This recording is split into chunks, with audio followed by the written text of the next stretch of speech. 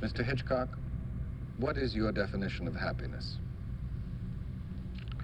A clear horizon, nothing to worry about on your plate, only things that are creative and not destructive. I think that's within yourself. Within me, I can't bear quarreling. I can't bear feelings between people. I think hatred is wasted energy. And it's all non-productive. I'm very sensitive. A sharp word said by, say, a person who has a temper, if they're close to me, hurts me for days. I know we're only human. We do go in for these various emotions, call them negative emotions. But when all these are removed and you can look forward and the road is clear ahead and now you're going to create something, I think that's as happy as I would ever want to be.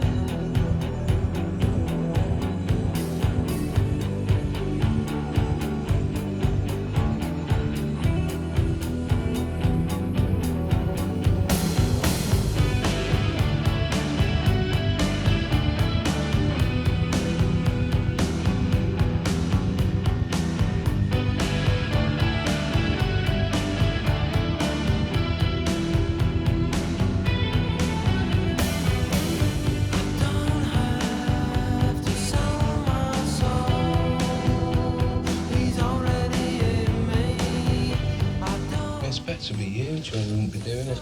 We expect to be a big group. We know we'll be a big group. It's just a matter of the people who don't like us to catch up.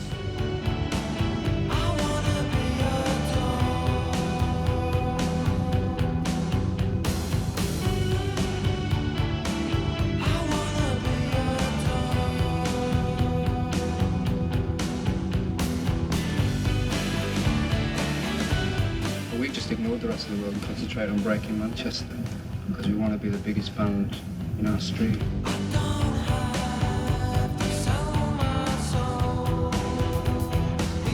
When he offered us a contract, we went, yeah, all right. Probably all going to be in the French Foreign Legion after 2 LPs.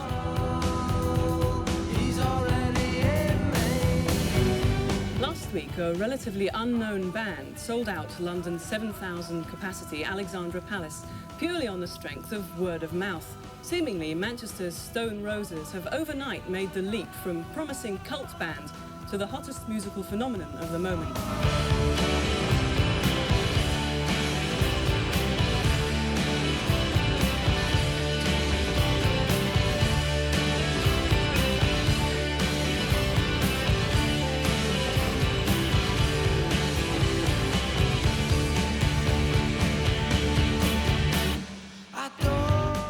Album sold more than 1 million and spawned an army of fans in flares and baggy t-shirts.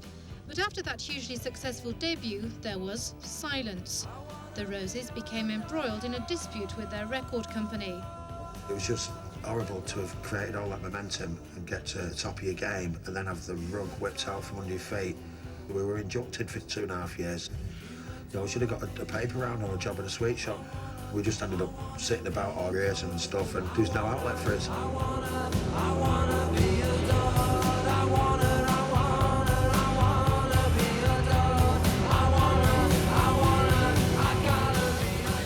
Years since there was new material. I was going to ask you if maybe you thought maybe you might have been forgotten or something.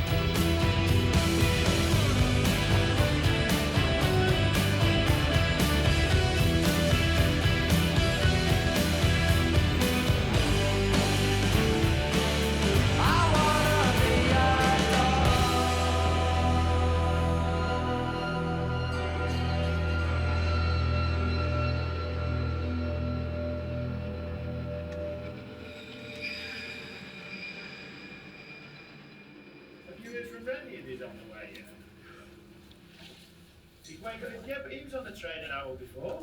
Why are ice cubes icy? All right. So I'm doing this on my own. Yeah. That's how I'm going. Yeah. It's all right, I'll cover for you. lads. I'll cover for a minute.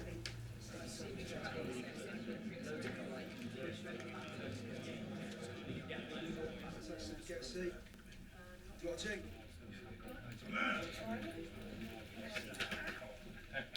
Brennan, John, have you met Shane yet? Yeah. Did you meet Shane yet, Brennan? Hiya, mate. Hi, Shane. Well, in the fun kit you did, didn't you? I used to laugh at your dreams, innit? Dreams of millionaires used to make me chuckle. I've had people phoning up for guest list already. No concert's been put on fucking sale yet, has there? Exactly. People phoning up for jobs. I've had so many asking for jobs. Yeah. Honestly, so many Greg, for jobs. Imelda phoned our Greg and said, do you know your kid's been fucking at Dev's store for 2 weeks? Put him on. Me and the duck rifle fucking back on the swag then. First words out of his mouth. I just went, no. How long ago was that? Well, we'll go down about 2 or 3 minutes. About 2 minutes past. 2 minutes ago.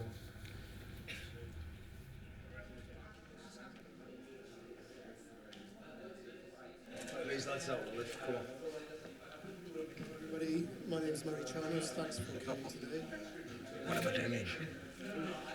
I'm very, very thrilled personally to introduce the Stone Roses.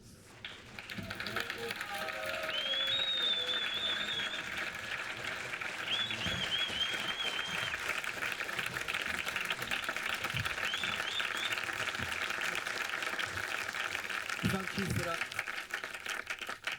Good afternoon. Thanks for that, nice one. So we've just come here to deny that we're reforming, that's all. See ya. There's been a lot of speculation over the last few days about live dates. I wondered if you could tell us what your plans are. Our plans to shake up the world. You know, we're going to go around the world next year. We're going to start off in our hometown, Manchester, and we're going to play two big gigs at Heaton Park, end of June 29, June 30th, and then after that we're going to take it around the world. Colin Patterson, Radio 5 Live. John, 2 years ago you made that artwork saying I've no desire whatsoever to desecrate the grave of seminal Manchester pop group the Stone Roses. What's changed? Well, everything changed when me and Ian started seeing each other again. It was surreal. We went from crying, laughing about the old days to writing songs in a heartbeat. Completely changed my outlook and made me think it was possible. It might even be enjoyable. And that's turned out to be the case. It's, in some ways, it's a friendship that defines us both, and it needed fixing. And 2 phone calls later, the band was no longer dead, so there is no grave. This is a live resurrection that we're inviting you to, so you better be careful.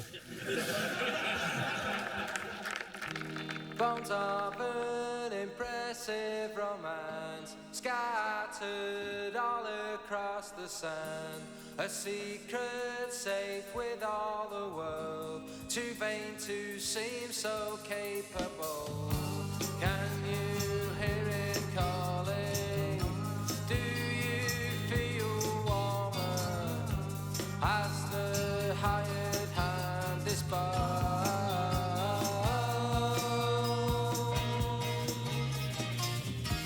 We didn't hang out together at school. Our relationship formed after school through music. Virtually everything we did together was related to music. We used to make our own scooters, yeah. We weren't mods, but we used to go to the Northern Soul all-nighters. We used to make our own choppers and bone-down scooters. Used to go all over, yeah. That would be 80, 81. I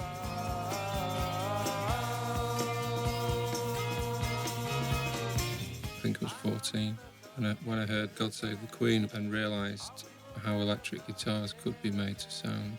I started pestering my dad for a guitar, got a paper round, started hanging around guitar shops on the way home from school. I think it was the next Christmas, actually, I got the guitar. I can remember sitting depressed on the windowsill in my bedroom, no amplifier, picking my way through 3 blind mice on 1 string and wondering how long it would take. I've got a remote control. Mine? So I didn't bother with my telly.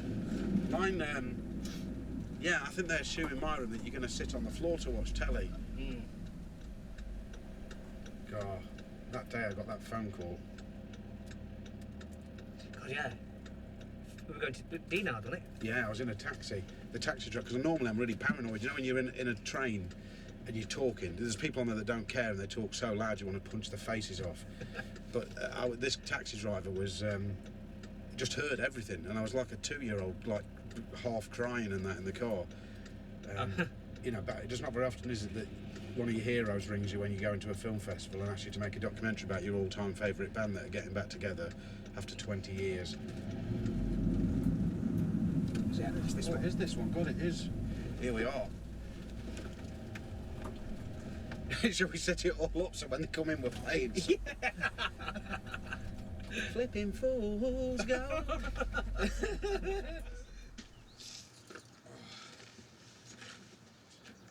So we're here then. Stone Roses' secret location. Where is it, Mark? I know it's like in between Manchester and Liverpool. Warrington. It's Warrington way, is it? Yeah. So. See you here, folks. Tease up. So we go in for the first time. The band aren't here till about 1 o'clock. They're coming on, Shane. Yeah, they'll be on, but when it's really something like this, you can't. No. I got a note from Rennie. Shane, feel free to shift this electric practice kit. Rennie, that's going straight in the scrapbook. Wow, look at that. What a set that's going to be. Oh my God. Jesus. Bye, man. They're actually going to play some new songs. Brilliant.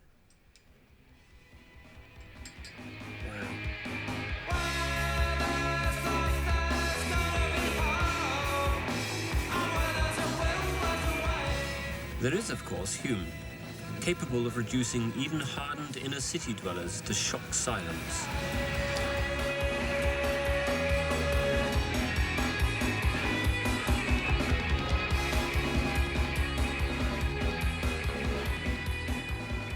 I'm in Hume, it's 1983, and my girl's just at a party. She's 21, and a kid called Glenn that used to work in New Order. He brought Gino to the party. He just played Salford. Gino Washington, the great Gino Washington, yeah.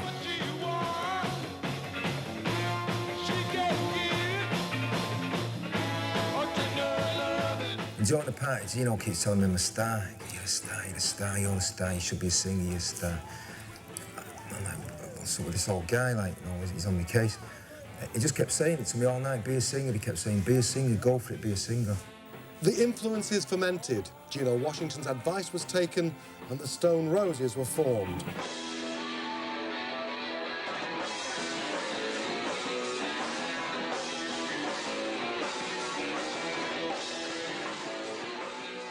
And Pete Townsend was at the first ever gig that we ever played. He says, oh, you look great up there on stage. He did a little spot and he wanted Rennie to play with him. So our first ever gig, Rennie jammed with him at the end. He says to Rennie, I want you for my solo LP. Rennie's like, no, these are my boys. We love doing it, you know. Love being together, love playing music in a stinking beer-sodden cellar.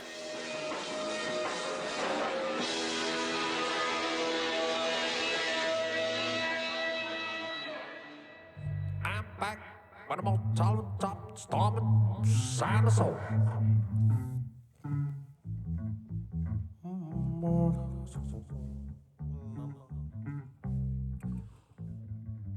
Oh, Emmanuel la guide.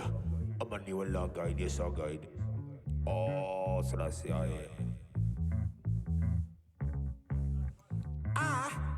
am a magnificent. When I'm back with a topmost tolerant, storming, side of soul.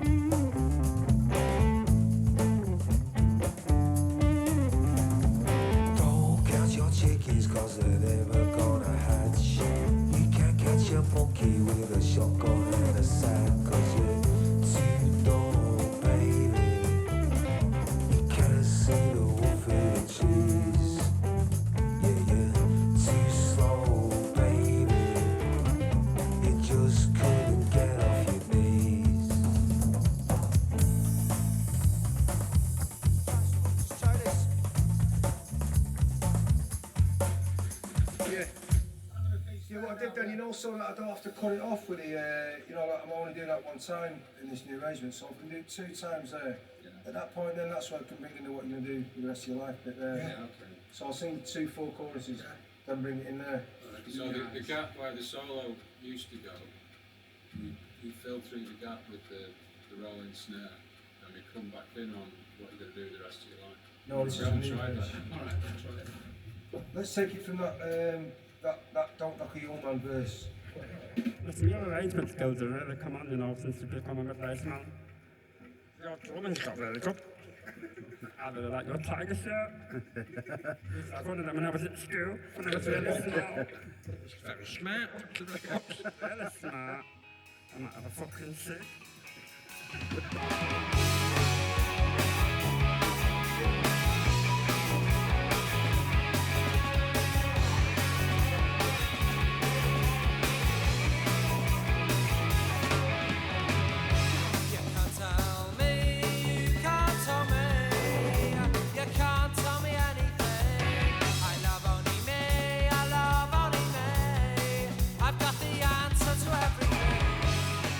We all write all the music, it's all joint effort. We just get in a room and just play along and bash it out. At the end of the night we've got a decent song. We write about our friends and we write about the things we want. So there's no inspiration from anybody who's written anything. But we like a lot of 60s music, 60s psychedelic stuff.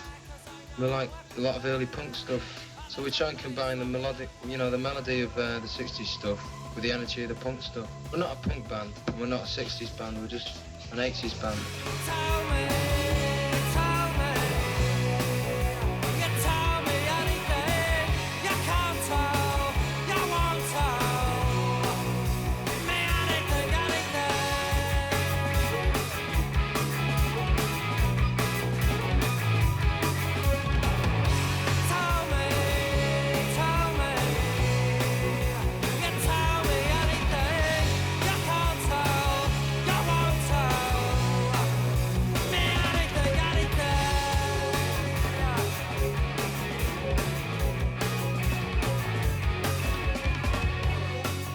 I met him via the scooter scene of the early 80s.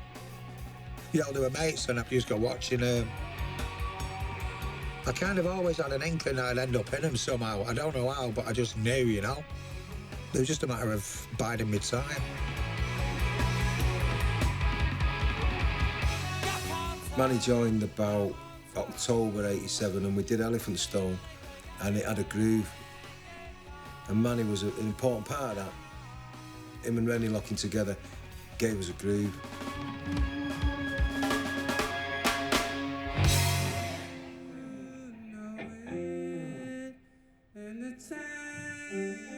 Oh, you've had it, Davs, it's a belter, that. Bad move, mate, it's a belter, that. There's a good one now, Dav, that last play. I know, it's no when I wacht dat er me voor tegen onder die was. It's good scalp sprue, that, isn't it? Fly Alright, Scout. Says the old South. Just a bit.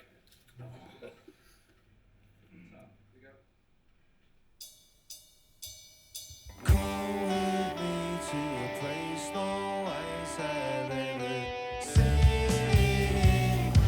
A million miles from me where no one's ever been.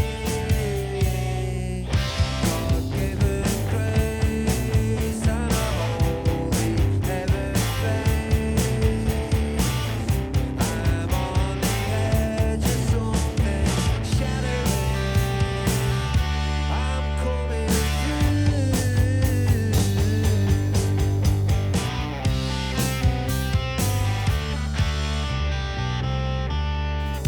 okay, let's flash it, says this carpet's made for two.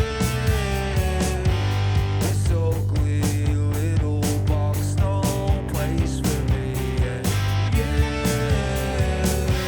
Our carpet falls on a dew fresh dappled plate.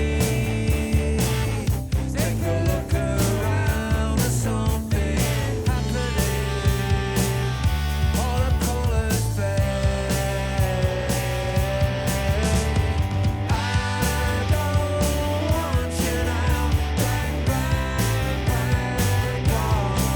Ooh, I don't need you now. Let's see our souls. Ooh, bang, bang, pretty, pretty, bang, bang. I don't think so, no, no. I don't think so, no, no. Bang, bang, bang,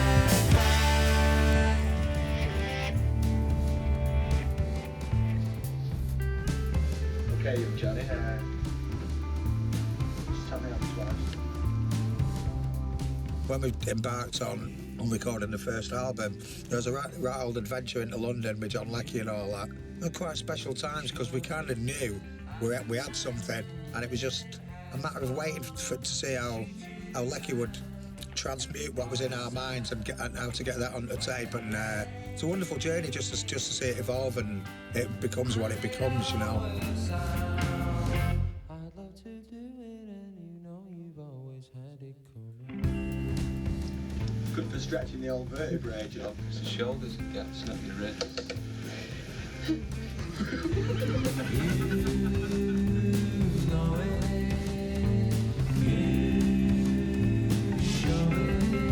And the time has come to shoot you down. What a sound when the day is done and it all works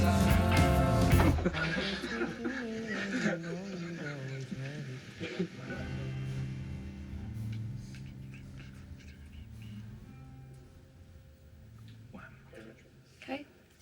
Right. Do you want me to ask one of you or both of you first? Depends what it is. What would you prefer? Both of you then? Yeah. Okay. Go. Right. Are you fed up that it's taken so long for people outside of Manchester and the North West to catch up with you? No. No.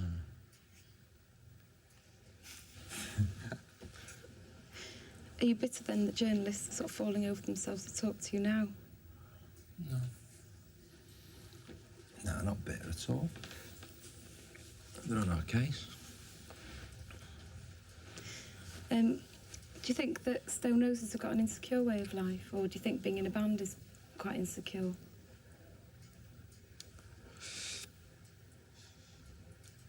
You'd have to tell me why you thought we were insecure. Sorry? I don't think we're insecure way of life, no. Well, you never know whether people are going to buy your records, and you never know whether you're going to make enough money to live, are you? Yeah, but that's not why you're doing it, is it?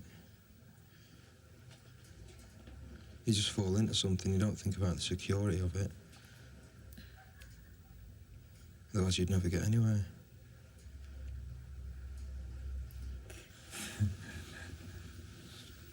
What's the best thing that anybody's ever said about the band, then?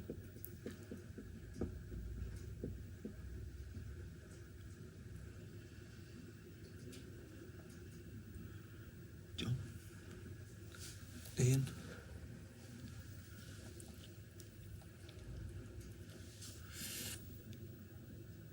Don't know.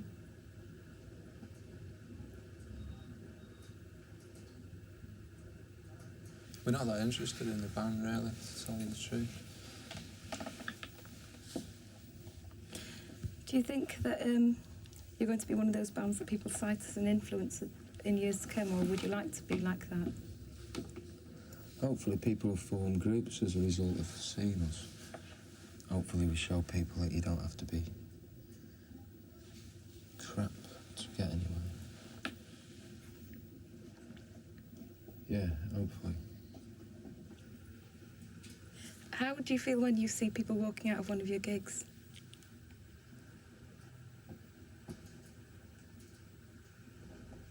Depends what they look like. If they're dressed well, then I'm a bit disappointed. If they're a clown, then I'm not bothered. Or don't you get hurt by people who don't like you? Do you think that everybody should like you? Don't expect anything. Yeah, but you always say that you expect to be the best band in the world, so... No, we know that we are. We don't expect anyone else to think anything in particular about us. They can think and do what they want. Well, if you're the best band in the world, why aren't you number one? Because the record isn't out yet. Why wasn't your last single number one, or why wasn't the It takes album time for number one? people to get, you know, acquainted.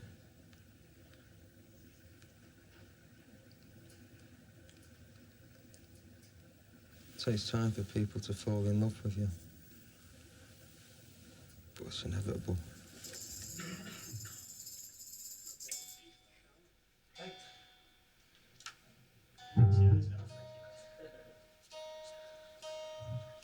He's the original graffiti artist called Vaughan Baudet.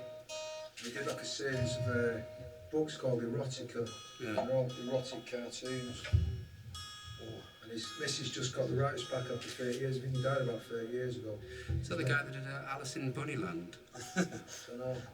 He's the one that inspired all the New York graffiti artists in the early 70s. With the rights all stuck together. What are we doing? Foist? Waterfall? Yeah.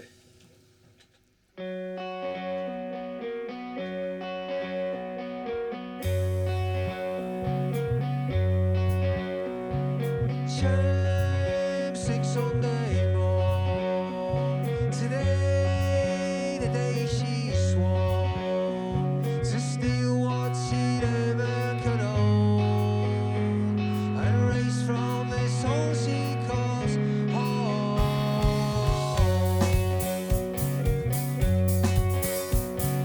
Now you're at the wheel. Tell me how does it feel?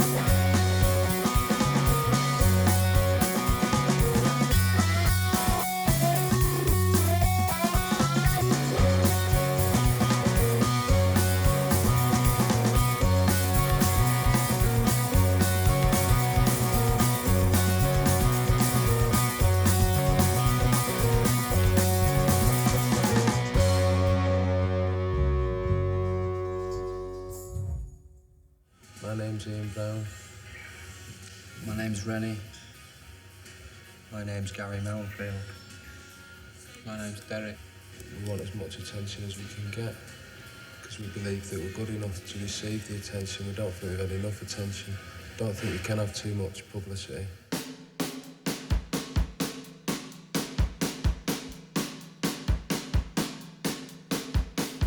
After years building up a loyal Manchester following, suddenly they're darlings of the music press and #1 in the independent charts.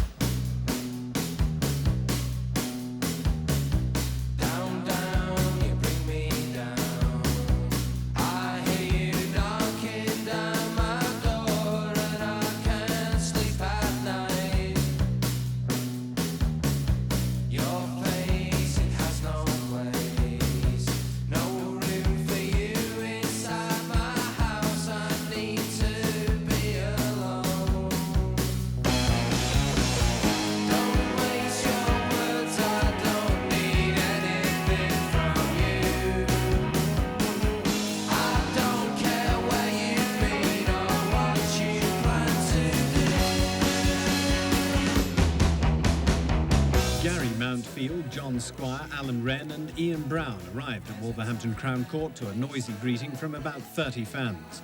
They admitted taking part in a revenge attack on the Wolverhampton offices of FM Revolver and their former manager Paul Birch after he re-promoted an earlier single. Photographs show they poured paint over 3 cars, threw a stone through a window of one, tipped paint onto the floors and over Mr Birch himself. The damage has been estimated at £27,000. Sentencing the 4, Judge Michael Mott QC said he could understand their indignation. But he said what they'd done was, on the one level, immature to the point of childishness and extremely destructive on the other. He said he'd considered a custodial sentence but felt this would only lead to their notoriety and ultimately be of benefit to them. How big do you think the Stone Roses will get? I think we could be the biggest band ever. Really? Yeah. Denmark, Sweden, Norway and May, and we'll be playing in Finland. Magazine, Rolling Stone Magazine, they're all talking about a Stone Dus we kunnen er best wat van weggeven aan hen die het hard nodig hebben. Zoals de Stone Roses dus. We got the Stone Roses in the studio. Welcome, lads. Konnichiwa. Thanks, sir. Well, what does that mean? Hello. Hey, none of this, look, I'm going to speak English around here. You take this fish away. You can take it away if you can't eat it now, sure. So I don't want any fish.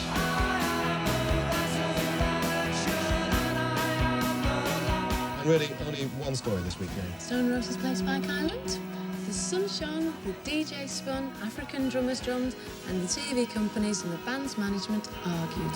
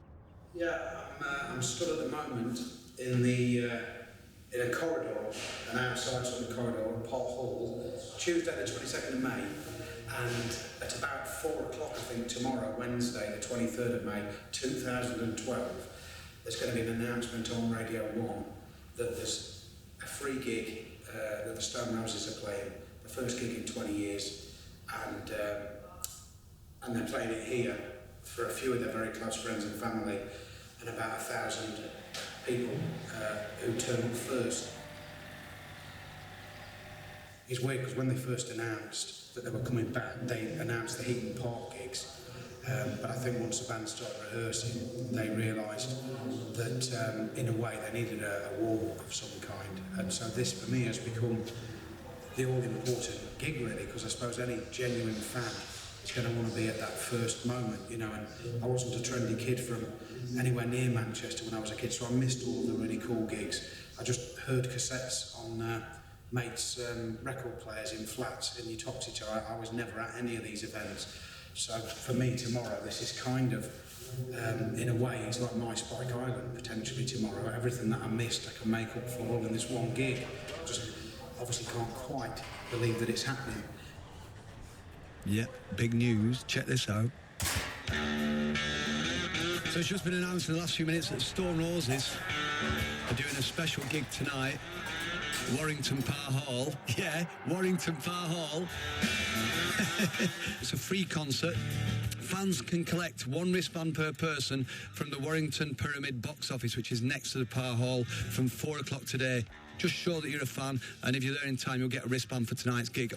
Stone Roses tonight, Warrington Park Hall. That's pretty big news, isn't it? Get down there quick.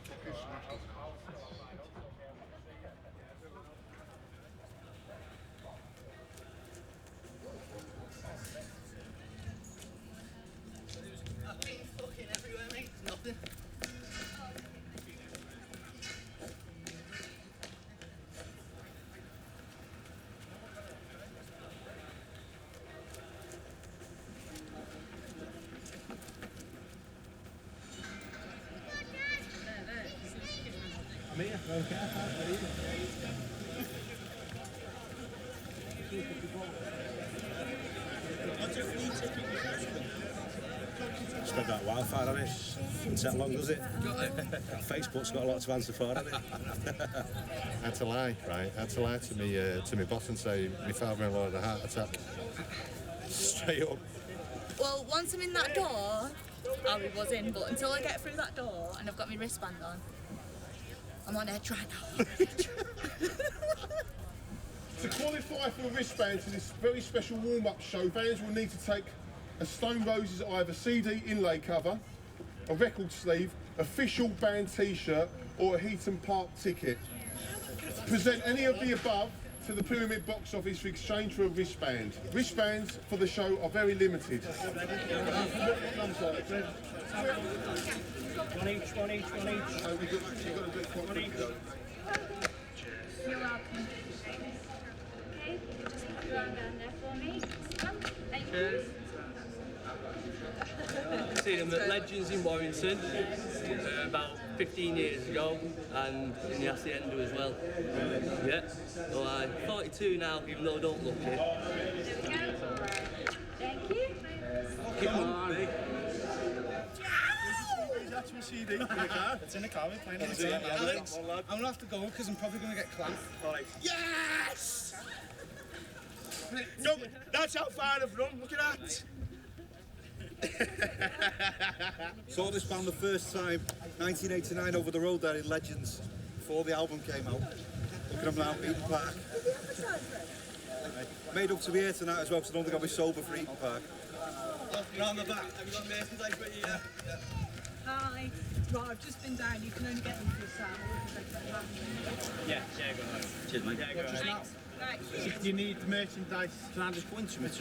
No, mate, you need merchandise first. We didn't bring any memorabilia, but it's on its way. Express delivery. It's on its way, isn't it? Are you meant to be working? Yeah, I've actually left. I've knocked through into the house and not even boarded up. So if you're watching, Richard, sorry mate, I'll sort it out tomorrow. I've got tickets for Heaton Park, so obviously I didn't think this was going to be coming. But to be here now, before that, is absolutely amazing. I just can't wait to get in there tonight and rock it. This is BBC Radio 6 Music. BBC News at 5 o'clock. I'm Justine Green. Our top story this hour, and Stone Roses have announced they will play a free show in Warrington tonight at Park Hall. Fans were having to produce a Stone Roses CD inlay cover, a record sleeve, official band t-shirt or a Heaton Park ticket to qualify for a wristband. Meantime, ahead of their full comeback show. I don't know at the front. Just get here. Facebook, they announced it about an hour ago on Facebook, and someone texted me about 9 o'clock this morning. I don't know how they heard about it. And then they've just announced it on the radio. Down Win Marley Street. I'm on Win Marley Street now. But there's still people queuing, so I don't know how many's left. don't you try and come and get one now? Get your CD and get in the car, quick. Right. Bob.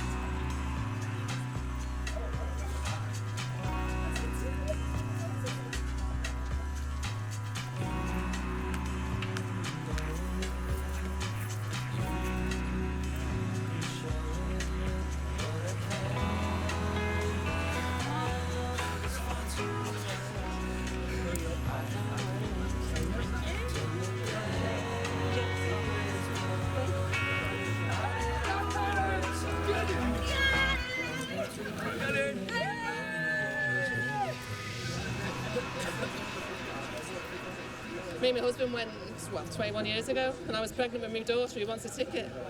So I've got to go. I was like 7 months pregnant, and it was the best gig ever. And then we went down to the Alhambra rally a few weeks later. It was awesome. But hey, never get old. I don't know how long they planned it, but it certainly got round the town. Yeah, it really has. Yeah. You're a big fan then? Oh, yeah, I am. Yes, yeah. You are? Yeah, ever since the old days. Are you? Yes, yeah. You're a local lad? Yeah, yes, I am. Yeah, has the end of days and everything. Yeah. Oh, yes, yeah. Mrs. bought me for Christmas. Pride and Place on the wall.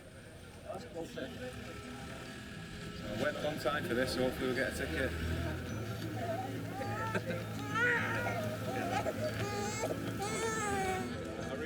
I'm not really a fan, she's a... Yeah, she's the fan, yeah, obviously. Cressa. Still 3 weeks old he is. It was like that when it's coming up. Just finished the feed and I thought, bollocks, let's get down there. It's just one of them things, it's just once in a lifetime, isn't it? When I was 15, 16, that's all it was, you know. It was the main thing when, wasn't it?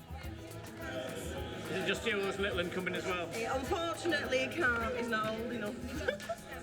Who's looking after him then? His dad. I was doing some office work at home about half an hour ago on Facebook, came up, Kex on, van, here, the babies at the childminders, everything's gone out the window really. Why are they so important to people? Why are they so special? You know and I know, but you can't write it down, can you? All these lot know. Everyone knows. Tattoos, you know, there's a reason why I've still got my hair like this, like 20 years later, you know what I mean? There's a reason why I've never worn a tie. There's a reason why I listen to that album at least once a week. It still makes me tingle. There's a reason why I'm here and my childminder's looking after my baby somewhere. That's how it is. Absolutely magic. Can't believe they're doing this. Bob on. Top banana. Get it! Fucking get in there! So cute.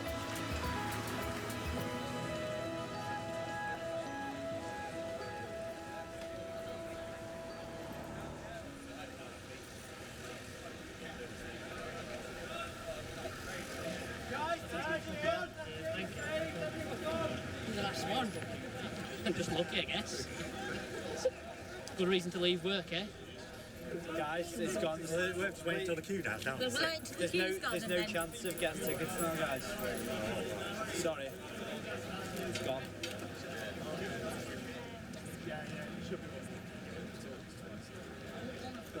Put it this way, fuck not getting tickets, man. The Stone Roses. Definitely at the time they come out, they were the best band since the Beatles then. Check this shit out. It's what you call a songbook of songs by proper lads. Gutted that missed out on the Spike Island gig, and it looks like I'm missing out on this one as well, but I'll be there at Eden Park. At least we can hear them, we can hear them.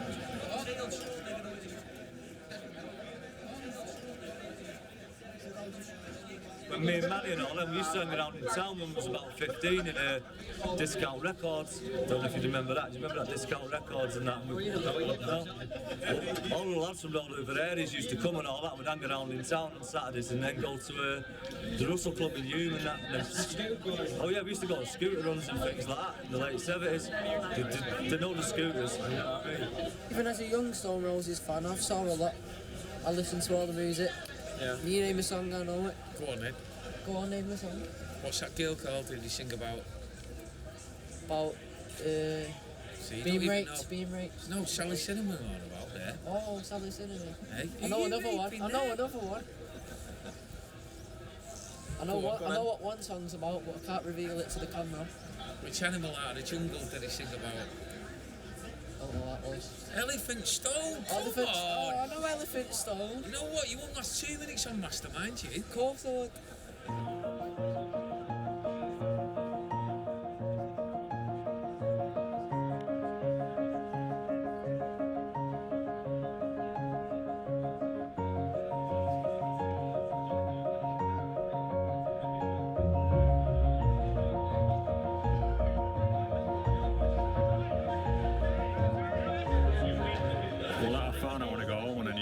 Too late really, but I've just seen about 3 people I know going in who know nothing about music. I'm devastated. It's bittersweet. I'm so close to them, I can't get in. It's not really rock and roll what I do. I'm a deputy head teacher and seeing a girl I work with, and I offered her a permanent job to come in and she wouldn't swap it. I've offered to give somebody my car, but he's not having it. He's not having it at all. I'm stopping short of my house. I'm close to offering my house to get in. But at least I'm here. I can say I was close to it.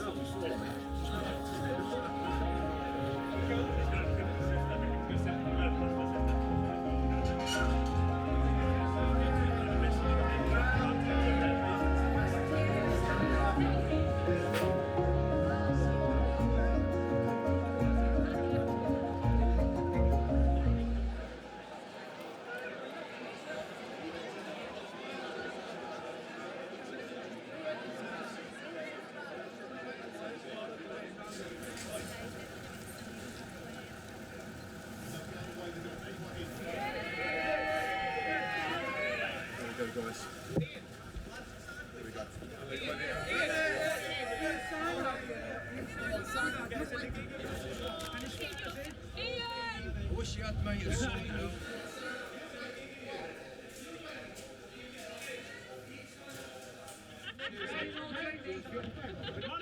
Money, come here. It's on.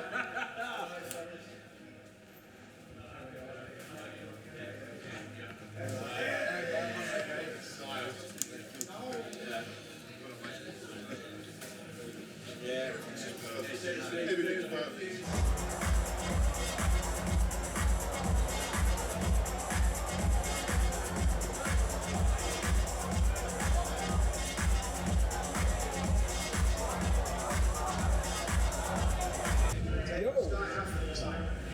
That's how it begins, World War bloody 3. Fucking hell, how you feeling, mate? Woke up with a boner this morning.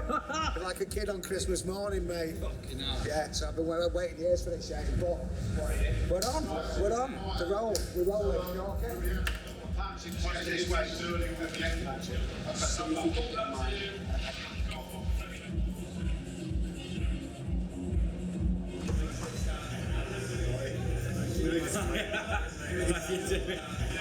No way, it's seriously what it's here. What time is it though?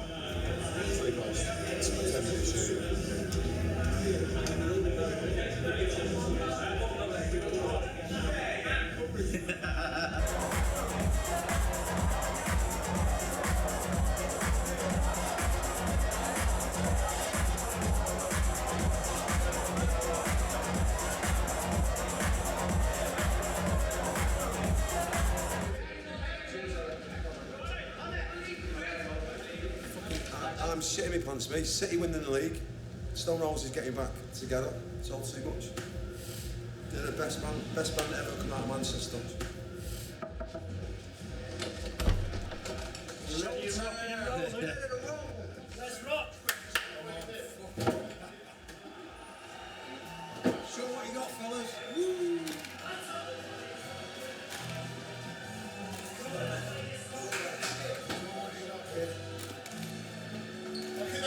How long for you? Get visuals. Get visual. So what you got, fellas? Get visual. Let this song roll a bit. Is he going to play Storm Up? Storm Up for Supremes. That's the one, yes. Storm Up.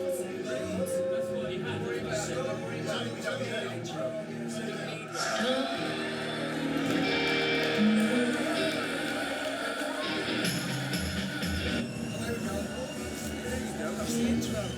That's the light version. Hold on, don't mate. You don't listen. You don't listen to Tony.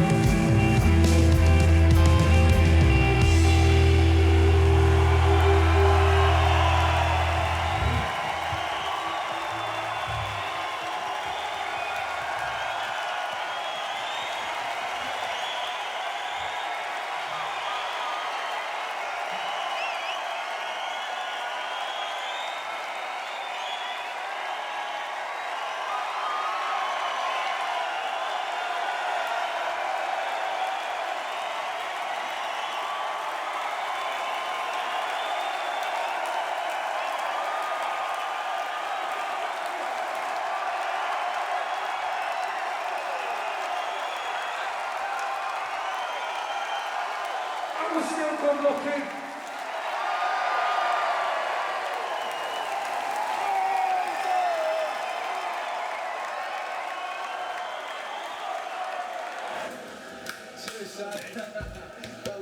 Not even swimming. Yes,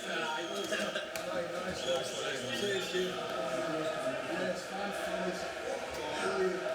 Ready? See you in yeah, see you in party. You don't do Phil Scotland? Should have. You got going out of here. Here you go. Play. Get us in the bookie. Play. I'm never late. See you later, Ren.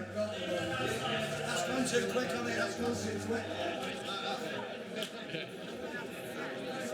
That was spot on. They've matured. I mean, they've matured. You still got it. You don't ever lose that kind of shit. They're amazing. Best atmosphere gig ever.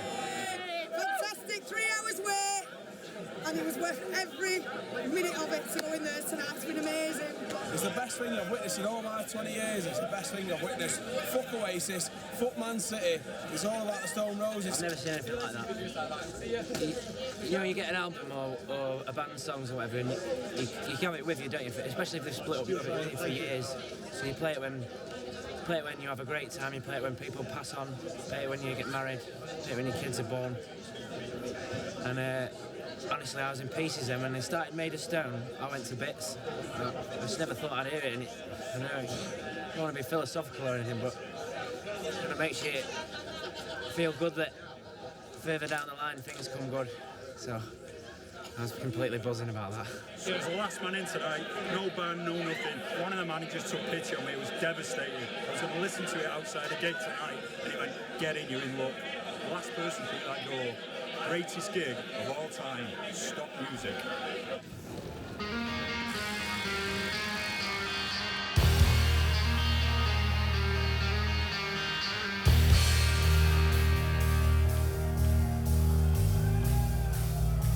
Not you again.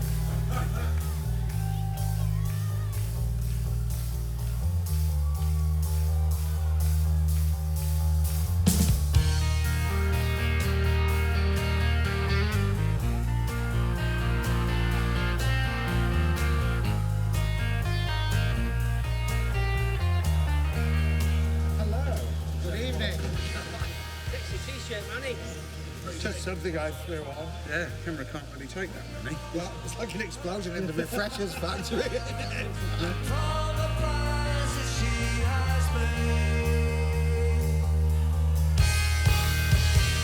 First in front of paying punters. Yeah.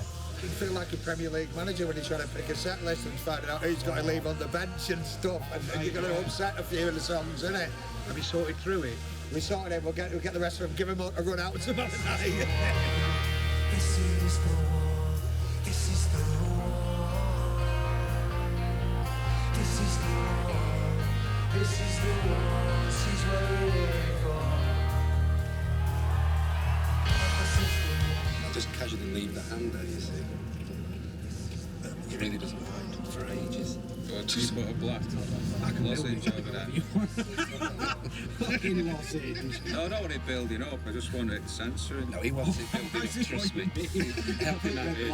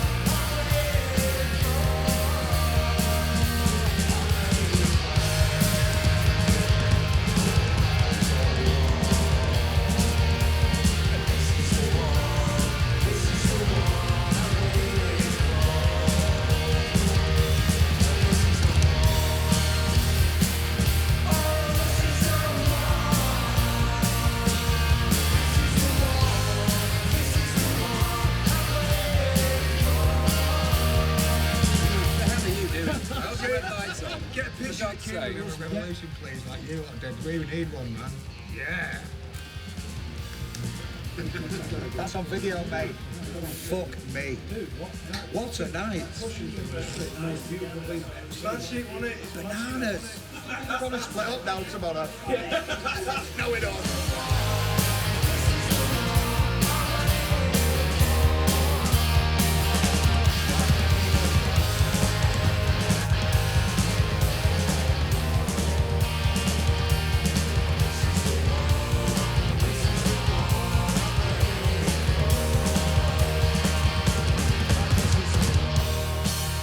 Down the street yesterday, I must have run about 15 miles. I tried to just smoke a bat for every mile that I walked.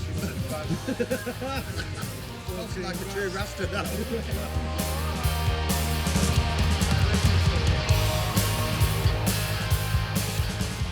Have you not played this place before? No. Was it not built or something? It's nearly a thing, innit? No, it just wasn't big enough. We weren't big enough. Never been big enough to play.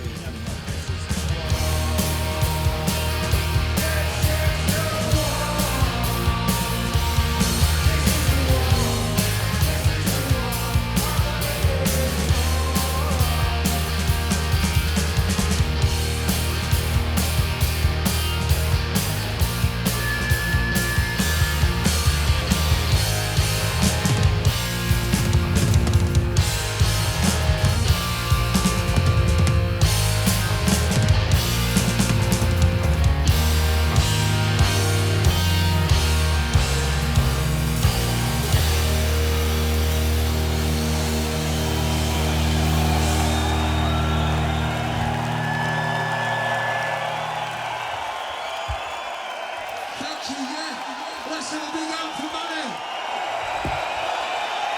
Let's have a big hand for the Beatmaster. Ready?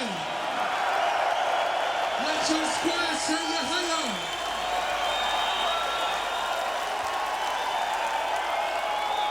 Thank you.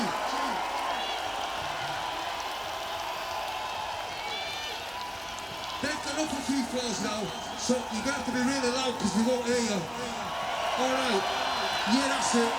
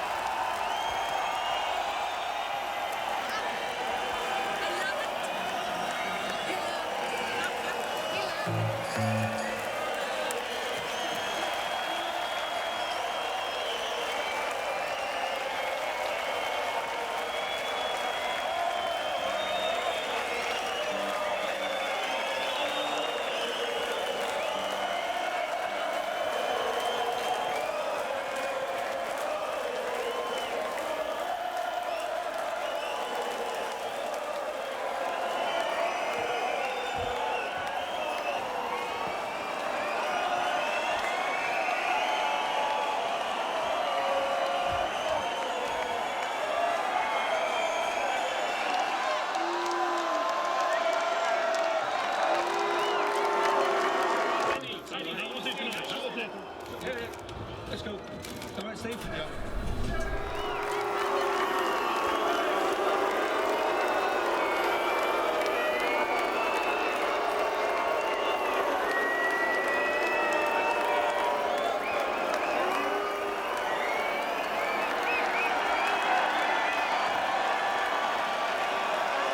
All right, yeah, this is no joke.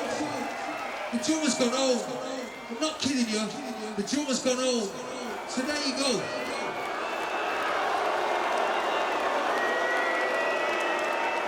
I'm not kidding you. The drummer's gone home.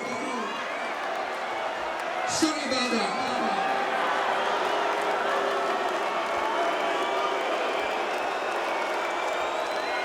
Come on then, get all your booze out, get all your bad vibes out.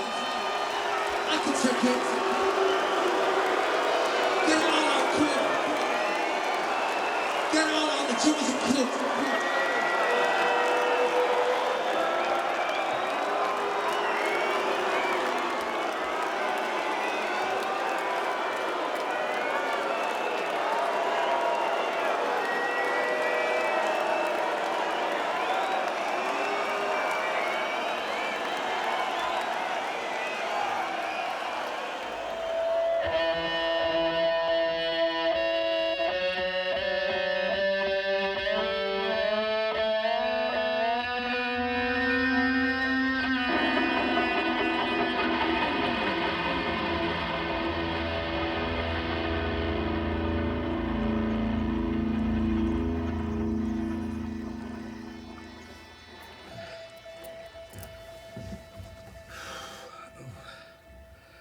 1, 2. Last night was Amsterdam, and obviously what happened, and you know, from what I can gather, there was quite a few monitor problems on stage, and Rennie was really struggling, I think, in his earpiece, and so when he sort of come off, I think he was basically didn't want to put the thing back in his ear because he was getting loads of distortion.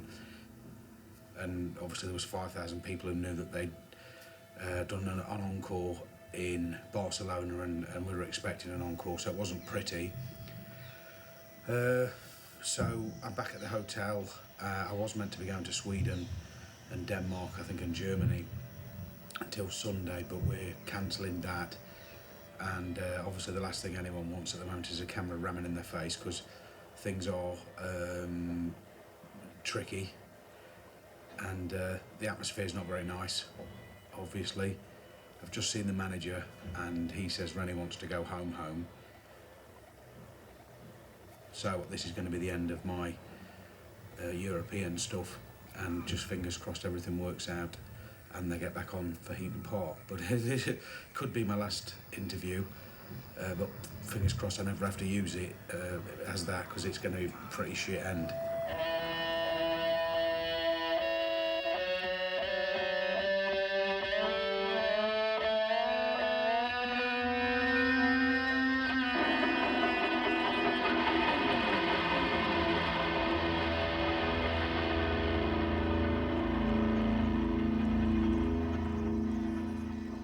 I'd hate to paint the picture that we had a great time, then we made a hit record and fell apart.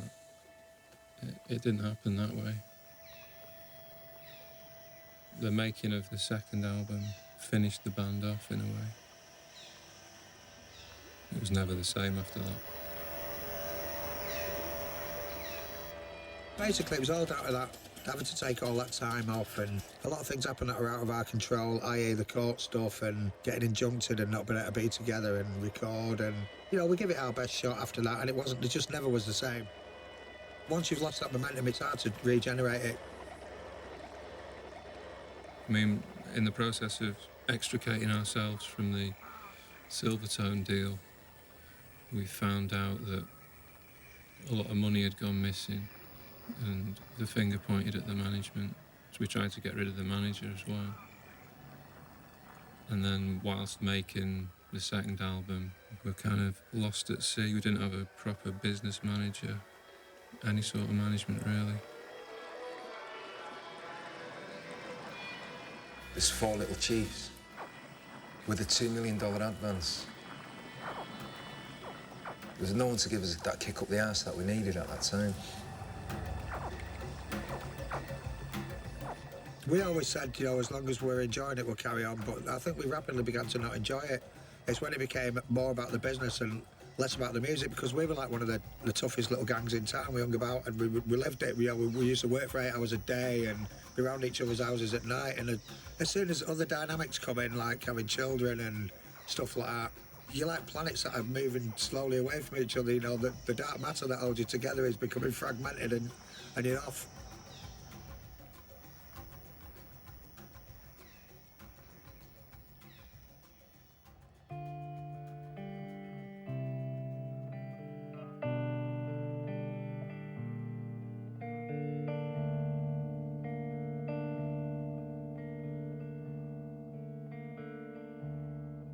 Doug Goldstein got involved, Guns N' Roses manager, and the band were a little bit unsure about whether to go for that or not. I know Ian and Rennie had a row about it. I know he came to me and Manny and said that Rennie had quit the night after this big row, and he said that he wouldn't work with him again anyway. And this was a couple of weeks before the tour was due to start.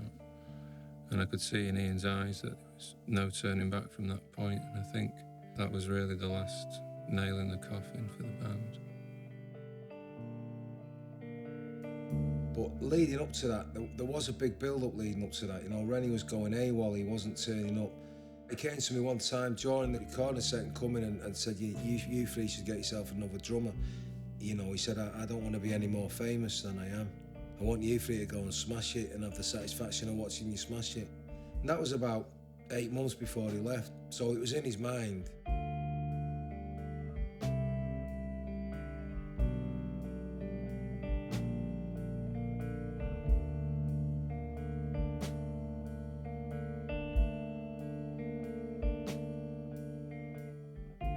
I didn't see any future in it other than a kind of treadmill, trading on the past. It didn't find me with any sort of creative enthusiasm. I knew it would be final. Because our relationship was related to music. So to take that out of the equation by leaving the band, yeah, I knew it would be a point of no return.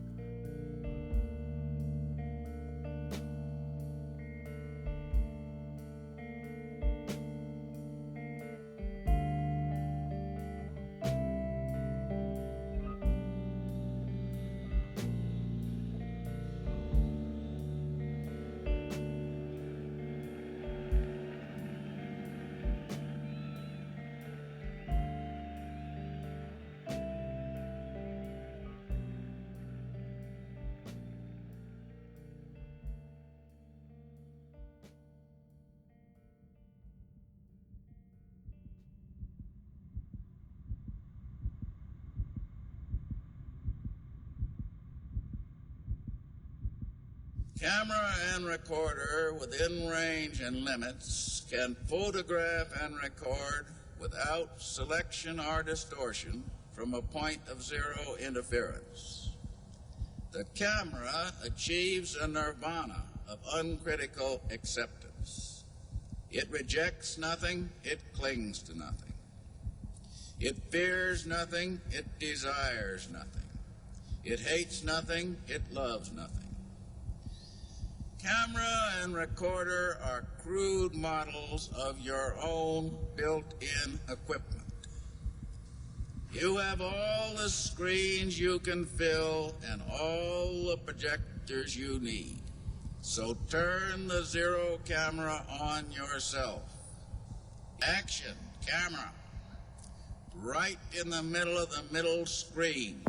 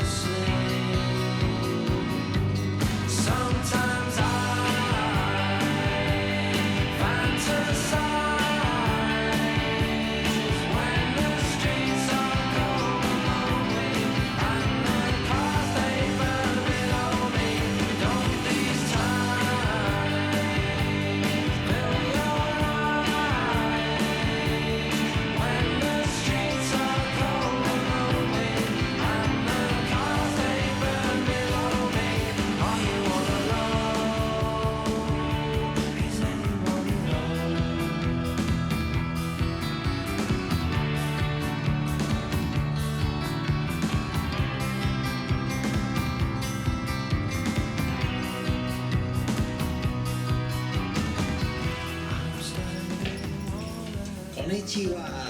Come on in. What? It says you're doing it yourself. Front room, there's a portable TV here. Nice view though. We've got sites in the pool. Private pool, of course. Only the occupancy in the room can use it, and that's me. So all that remains to say is. Sometimes I